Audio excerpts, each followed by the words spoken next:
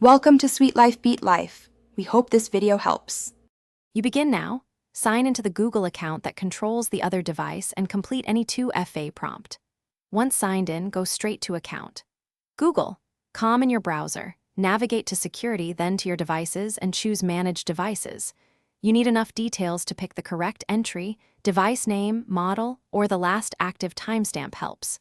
Do this first to avoid removing the wrong device. You're preparing the exact target before you revoke access, which prevents accidental lockouts. You now remove the device. Select the specific device entry and choose Sign Out or Remove. If the interface shows Don't recognize this device, use that option and follow the prompts. Once removed, immediately change your Google password if the device was lost or might be compromised. This invalidates old sessions. Make sure to review connected apps and recent security events. If you see unknown apps, revoke their access. Doing these middle steps ensures the device can't read new emails or use tokens. Finish by confirming the device is listed as signed out. Give Google a few minutes to propagate the change. If you still observe access from that device, reset your password and revoke any app passwords or device-level tokens. This forces reauthentication.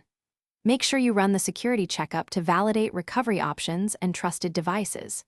If removal fails, clear account sessions, remove account from the physical device if possible, and contact Google support. A support agent can force a session termination when automated steps don't work. Thanks for watching. Consider subscribing if we helped you.